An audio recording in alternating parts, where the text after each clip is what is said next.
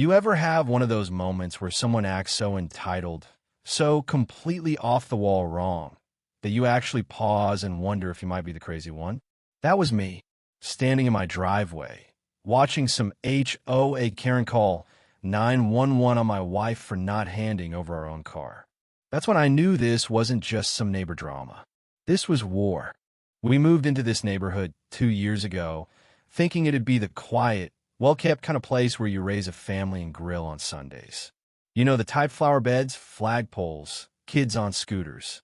My wife, Melissa, and I had just downsized from a larger home after our daughter went off to college. The house was perfect, cozy, clean, close to her job at the clinic. The only thing we hadn't factored in was Karen. Karen, real name Janet, but you know the type was the HOA president and took it as seriously as a heart attack. Blonde bob, clipboard like an extension of her body, and that tight little smile that never reached her eyes. From the moment we moved in, she was on us. First, it was the color of our shutters, apparently. Eggshell wasn't on the HOA-approved list. Then it was the height of our grass. Then the trash cans being out 30 minutes too early. But we played nice. We smiled, we adjusted. Figured she'd ease up eventually. Spoiler, she didn't. Things really started getting weird about 6 months ago, right after Melissa got her new car, a fully electric, top-of-the-line Rivian. The thing was a beast.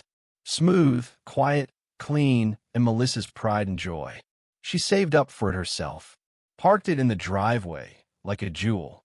That's when Karen really started sniffing around.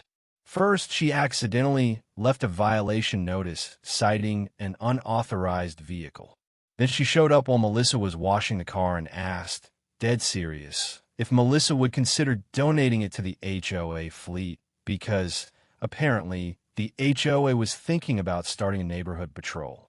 My wife laughed, thinking it was a joke. Karen wasn't joking. Fast forward a week, and I come home from work to find Karen in our driveway, trying the door handle of the Rivian. My wife is out there with her, visibly upset, arms crossed, saying, "No, you cannot take my car." I pull up, kill the engine, and walk over, already feeling my blood start to simmer. Karen turns to me like I'm the one being unreasonable and says, "We're repossessing it for community use." You didn't respond to the notice. I blinked. Repossess? What notice? Melissa's voice cracked. She was furious, but holding it together. She came here with some kind of bogus paper, claiming she had authority to impound the car. I told her to leave. She wouldn't. Then she called 911. I swear, hearing those words lit something in me I didn't know was there. My wife, gentlest person I know, he's being threatened in our own driveway, over her own damn car. And now the cops are involved because this woman thinks HOA rules trump the law? The squad car rolled up within minutes. Karen waved them down like she'd been assaulted. I walked up first, calm as I could, hands out, and said, "Officer, this woman is trespassing and attempted to enter our vehicle without permission. That's attempted theft, isn't it?" Karen's face dropped. She started spinning this wild story about how the HOA owns all exterior property and that the car was violating several clauses. The officer blinked slowly, clearly exhausted by the nonsense, and asked, "Ma'am," or so we thought. Turns out, Karen had filed multiple complaints to the HOA board, claiming we were violating community safety, that Melissa was harboring an unregistered vehicle, that the Rivian had blocked access to emergency vehicles, that we were aggressive. That's when Pete entered the picture. Pete lives 3 doors down. Vietnam vet, ex-attorney, and sharp as a tack at 72. He came by with a folder full of records.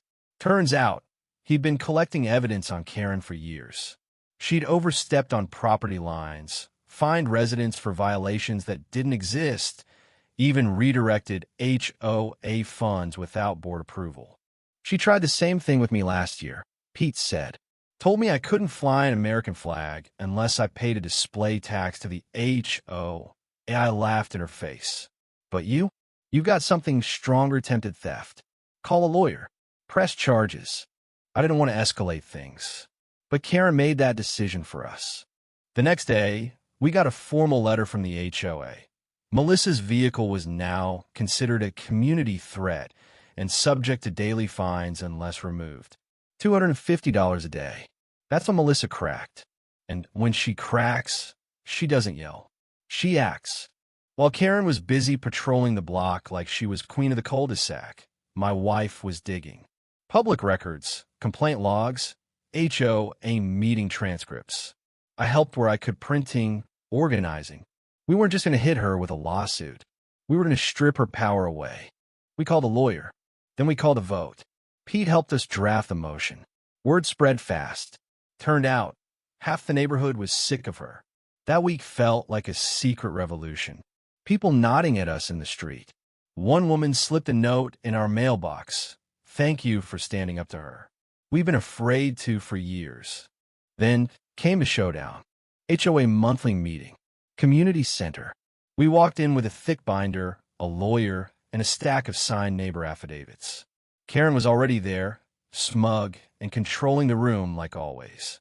That changed real fast when our lawyer stood up and said, "This is a formal motion for removal of the acting HOA president due to abuse of power, harassment, and attempted grand theft auto." You could feel the room shift. Karen tried to talk over him, tried to laugh it off, claimed it was a misunderstanding, claimed she had the right. But the board members, some of whom she'd bullied for years, finally spoke up, one after another. Then Pete stood up, loud and clear. "You've embarrassed this community long enough." Vote passed. Unanimous. She was out. Just like that. HOA board removed her. Lawyer filed a civil suit the next morning. And while the DA didn't pursue criminal charges right away, she did get slapped with a restraining order for trying to enter our property without consent. Melissa cried the night it was all over, not because she was sad, because it felt like justice. We still live here. We still park that Rivian right out front. Karen sold her house a month later.